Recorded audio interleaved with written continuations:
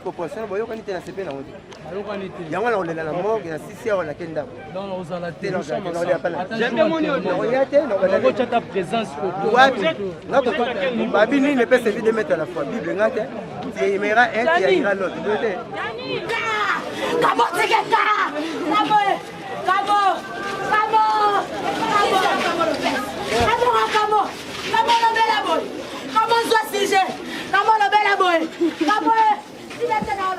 En Irak, il y a hôpital Ngaliema, clinique Ngaliema, ici kawapi, tuye bisono stuko bemisa, banzo tuya bawei na biso, banzo tuya bastar na biso, et ça bon na papa bio, monsieur bio, Dadi Kambala, et puis na concert nangai Evelyne Camo Lopez, au bakofi biso il y a cela 2 semaines déjà, même sur 3 semaines. Yango tuye bongo partager mawa na libota, tuye bongo partager mawa na famille artistique, tuye partager mawa na famille à presse, ne le Camo et comme les biso, ne ne sabino que bonga les médias, c'est une chaîne où ça a toujours musala kitoko, tu n'as pas raté ben événement, tout ça on a pour tout informer bino vraiment à la minute pour vous en rappeler information donc pour vous abloser sûr vérifiable à la source botalara bonga les médias et on enseigne na bino bo s'abonner massivement na chaîne bino bonga les médias et là je dis un grand merci à Jonathan Bongana qui est au montage et puis merci à Rit Nani Rit Fortina na caméra ma caméra na habite sur la tangi combo bien mettre au message parce que c'est une nouvelle rata bonga les médias caméra woman donc yéne tasimi bon image à lelo donc bon mona image propre bon babimisinga boga babimisinga kitoko na soin kitoko c'est grâce à Rit merci Rit pour la soin kitoko je dis un grand merci à mon papa Apo Bonganya na Canada restez branchés pour zo ba interview to me rapport autour na baninga ya Dadi Kambala to me rapport autour na baninga ya Evelyne Lopez ba pesa biso émotion na bango ba pesa biso ba témoignage na bango parce que lelo to yeli ka reza yango pour partager marana bango et puis tout comme témoignage na bango to bazali vivant ndenge bazalaki restez branchés connectez-vous sur Bongana Media merci.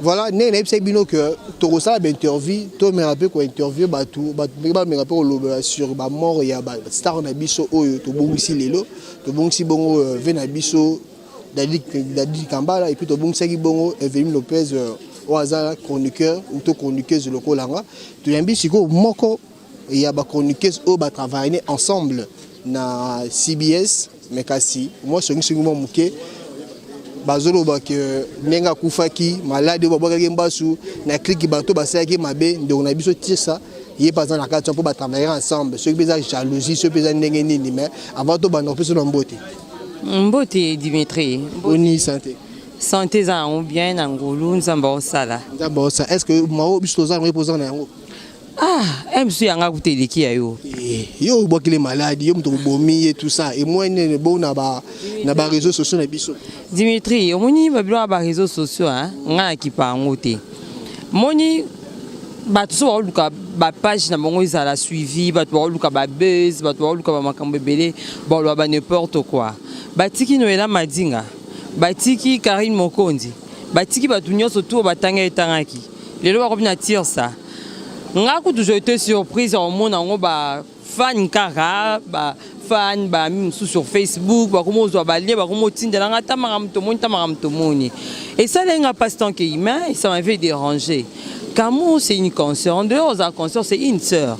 Camo a grande sœur on a âge a grande sœur na boulot bandi boulot avanga mais biso tout au sanga na famille CBS on est à travailler na CBS télévision donc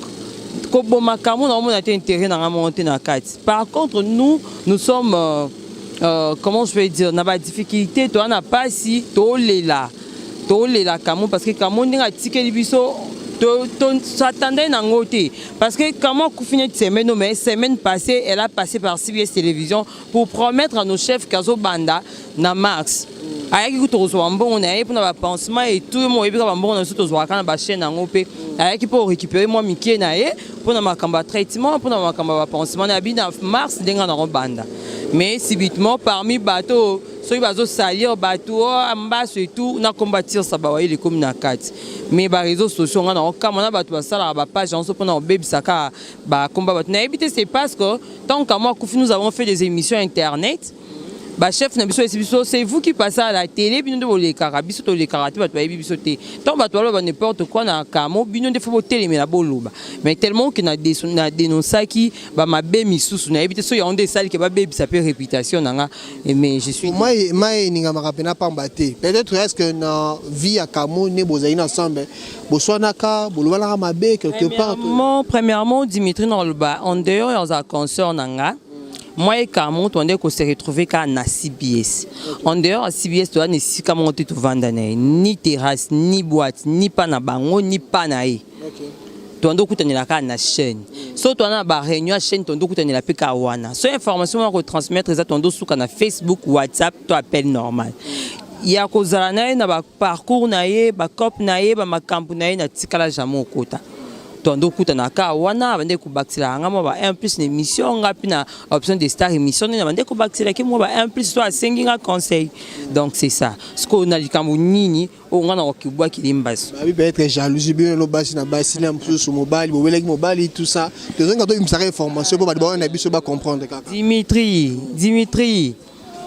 ngai na ko jalousie na kamote na ko jalousie na nga pe muta mokili te o nga na za na ngo ya onde yanga o nzamba pesi nga ya onde yanga o non na zuite non pe na zuite mais na yebi ki na kozwa pourquoi ko jalouser mutu pourquoi na sa mutu mabe pona ba bien matériel ils ont ka vanité un jour to ke samba likolo pona bien matériel na jalouser mutu na boma pe mutu na ko kango te loba pina wana funa zo mvutima makasi demon pina fa kota nga pina ya makasi. Pamba bon un mot pour Dadi qui était Kambala, il y a 2-3 semaines passé, un mot pour Naïm. Dadi Kambala, c'est notre frère, on a bien un artiste et comédien, partenaire parce qu'on dehors on a bango fan du théâtre ingéza nangote. Si on a ça vraiment fan du théâtre émission nanga, ils a pour artiste bazali, na yambara artiste. Et kotika biso nde ba la biso et ça biso passe parce que comme le quoi, le mot bezo pe malisu te comme on continue, au soit qui mu soit ailleurs donc babilo que zo ya fréquemment boy to lembi na biso lela, il ba on nada. Il va en PD nada master que j'ai sali to lembi na biso lela. Kolela tout le temps ça nous dérange, ça nous fait mal. Donc ernion soto lela ngana ko kalisuté parce que ba artiste ndé ba artiste comme ce jour soto yo risquer to zanga bato yamba na fin du théâtre au monde so on bazali souté fin du théâtre on ndo yamba bana to yamba ba mécène to yamba ba producteur pour producteur puis bazala souté njoning c'est kufa et comment on a sur un film na bien Dimitri otsa elongi donc comment on ka bongo donc zamba yambara molimo na pima ya kimia bato bazaki peut-être na ba problème na ba ranki na ye ya zani sou te bazora place olimbise na famille pe na osenga bulingo izala bulingo régner c'est un peu ça. Merci Dimitri. Voilà, toujours ko bagana beto vena biso parce que na papa maswaku to me rappelle sur la mingi passe za na mitema na bango bazo ko ba mingi te juste kaka témoignage na moto do bungisi Vena biso, Monsieur Bio, Dadi Kitambala. Yaya moro bien, Yaya moro solara bien, Yaya moro aibovanda na baleki, et puis ba conseil belé, surtout ba conseil belé, donc ba souvenir est tellement belé. On a vena biso, ve moro aibo so la penza. Donc on a habité, mutazanga ma bête mais ya Dadi penza, problème na mutote. Loko moko ya molam o ko la muto ya sale. Conseil ya pesanga ya makasi wana ya ko yeba ndeni ya ko mema rôle na ngai yango esala ngai pe nazala pe na baksa pe implice donc voilà yango wana premier tournage na nga on a tourné na chaîne à Vincent ya Nzonzi donc voilà esala nga bien makasi. Merci par maswaku poto bakisanga mukito zongo benango mingité to bon spina moko ya ba journaliste na biso oyo to za ba partenaire chroniqueur na bino ba artiste to ba partenaire est-ce que un mot pena est venu le peso ko yebaka yipe ouais kamo na yebaka ye na sima ya Kader masananga papi Kader na tikala nde ko leka na émission na été mais aza gentil et puis ayebisanga ke na fanatique na lingara musa na surtout cri na ozana et l'autre côté donc wana bineze eloko na nga natumulela yango baninga na nga donc pasika na motema nzambe asunga biso. Merci beaucoup.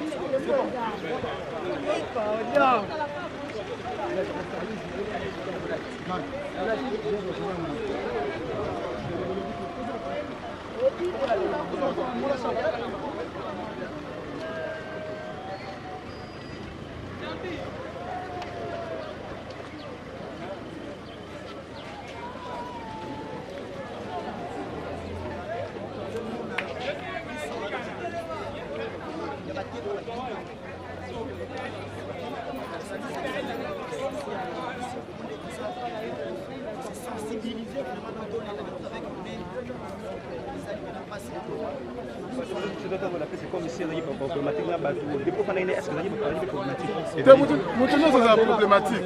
Même quand on a un problème,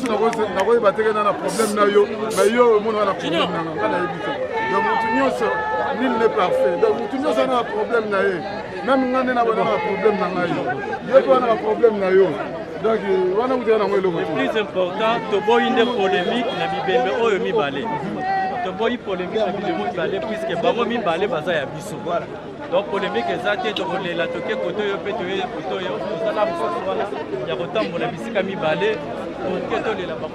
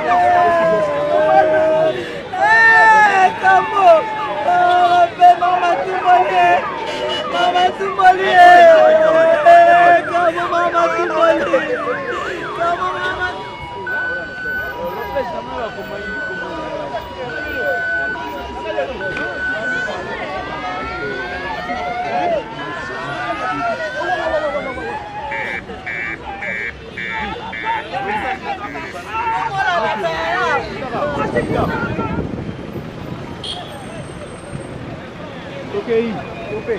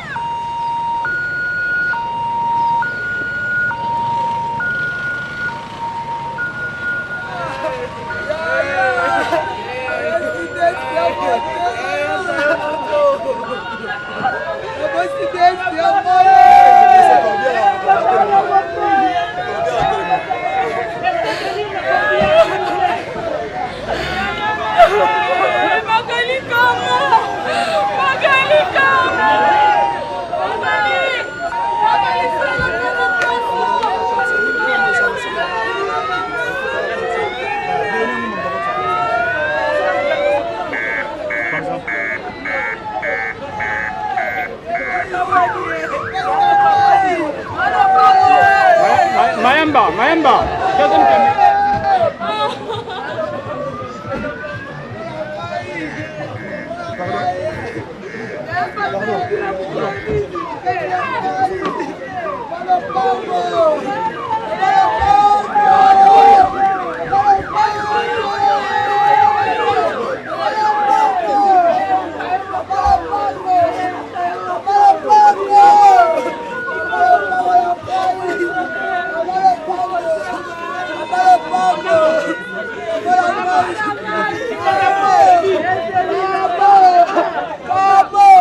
Mesdames et messieurs, en vos qualités et titres respectifs, chers amis de la presse, nous voulons vous remercier chaleureusement de votre présence à nos côtés aujourd'hui.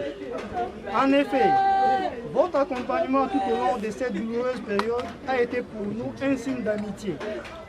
Evelyne Camo Lopez, affectueusement appelée Maman Lopango, était l'une de nos figures emblématiques durant 8 ans.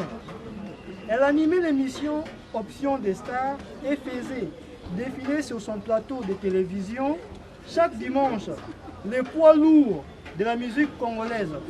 Question d'éclairer la lanterne de l'opinion sur la chronique musicale.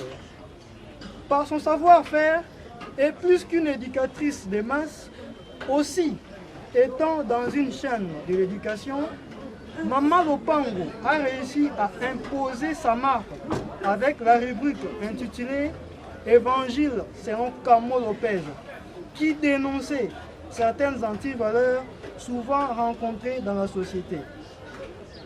Mais hélas, nous ne pourrions malheureusement plus la voir. Nous ne pourrions malheureusement plus la voir dans sa chronique musicale aussi souvent que nous l'avions voulu. Nous savons que de son vivant, elle a noué un réseau solide de relations amicales autour d'elle. C'est ce qui justifie d'ailleurs votre présence remarquée et remarquable en ce jour de deuil, bravant ainsi vos multiples occupations. Une fois de plus, au nom de CBS que nous dirigeons, soyez de tout cœur remerciés. Adieu Evelyne Kamo Lopez, adieu Maman Lopango, CBS ne t'oubliera jamais. Nous vous remercions.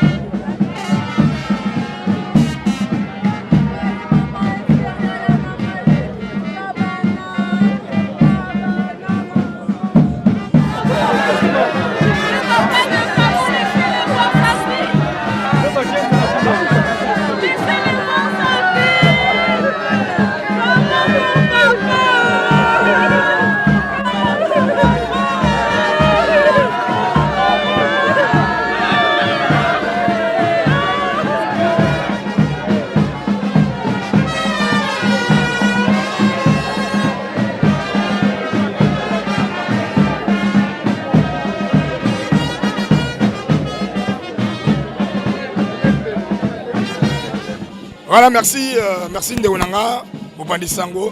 Et ça passe pour Nabiso. Il y a repéré moi suis à Kitoko, maman Oyo à élégance, moi suis à Zagi Bopandi Sango, concert Nanga, mais à la fois aussi, elle était ma soeur de la famille parce que son père, papa Évariste Camo, c'est le cousin de mon père, c'est-à-dire biso to benga na ba cousin te, mais peut-être pas que to vandi kana ba mindele, to kola ba mindele, to ko benga na ba cousin, mais ça passe. Na ba Evelyn banakala abotami na bandalunga ngabla sa mona bandalungwa akoli mondam na bangingiri donc lelo bandalungwa ngingi to sa loko moko to za na mawa yo lelande na biso. Evelyn, une fille qui parlait bien, ayba ko le bela mutu vérité, ça dit force na eza vérité. Au moins lelo ba te belé pendant le belo vérité a passé, ba hypocrite ba trop, mais il n'avait pas la langue dans sa poche. Lorsqu'il y avait des ambitions, il y avait des problèmes, alors le belo vérité et puis à regarder candidat. Merci à Kéine Sambasui. Malgré ça, Torozalapé a besoin d'un ensemble musico-folklorique. Oui, tu as un groupe folklorique, Torozalapé, donc Torozalapé, il y a un groupe de sous régulier, tu as dit que la seule est dans un Torozalapé, il y a un ensemble musico-folklorique. 6h du matin, et vous allez la musique va se succéder. Donc, veillez la biseau et vous allez animer de cette manière-là.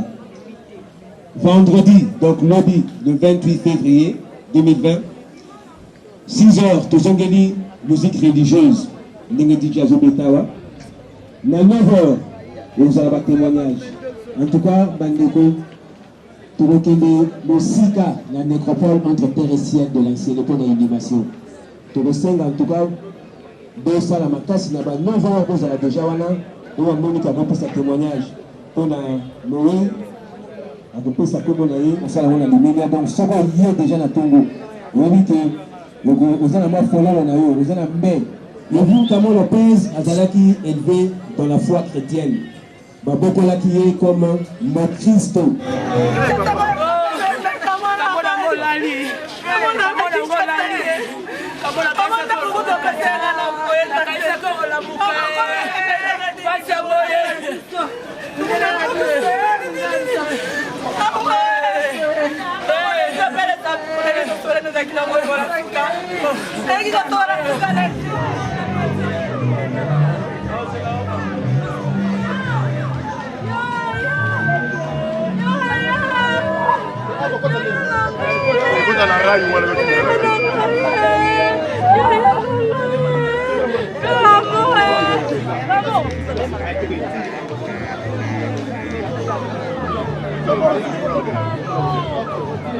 Yaya nangai, abuka nangai, yaya, kamu yaya.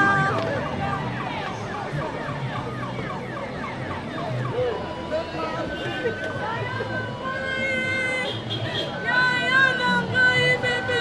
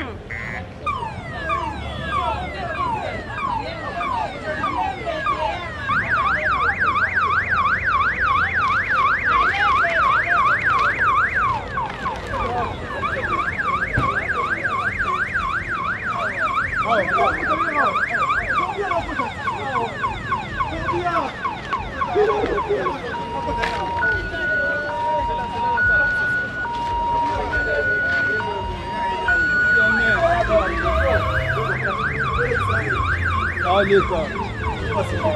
Ok, bah non, ça faut direct. Ok, non, ça faut direct.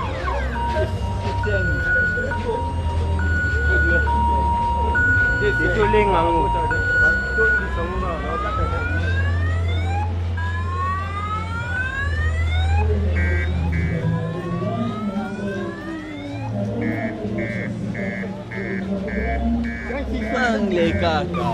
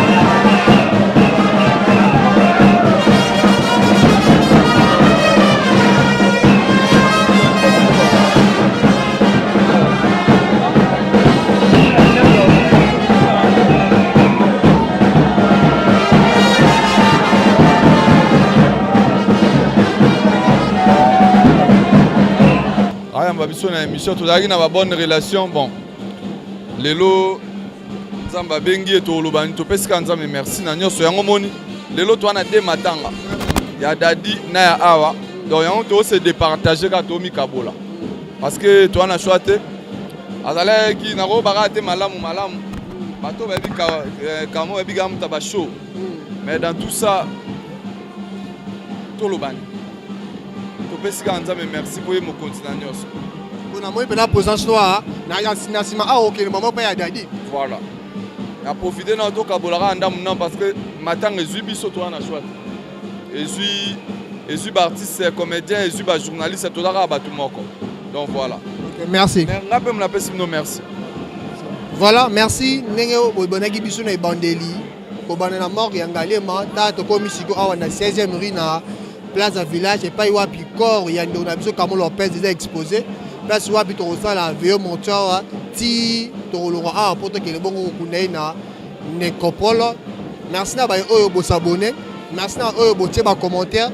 Merci na oyo ba compartir na ma biso ezui biso famille presse congolaise na pas sur de bungisi de Onabiso. Nous les gars moko to compartir pe na ba artiste comédien parce que ba artiste ba za bongo ba partenaire na biso to za na bongo esika moko to bungisa ki bongo papa bio Chos Kintomina Dadi Kambala na ndenge moko bo otala émission oyo ya Kamolo Lopez ndenge moko bo otala pe émission ya to tranche émission de salle spéciale Dadi bo otala ngo na bonga na média bo s'abonner pour bo rater bongo exclusivité ote équipe makasi eza bongo kuna na matanga ya Dadi kuna na salle de Marty équipe mususu makasi eza bongo awa na 16e rue pour bo rater pene loko moko te bo tika la prochaine to otama pause na minute oyo pona bandeko o ba travailler makasi batamoli ba mela mama ibani to otama pause mais to okuta na bongo na pokwa pona veo mortuaire. Merci.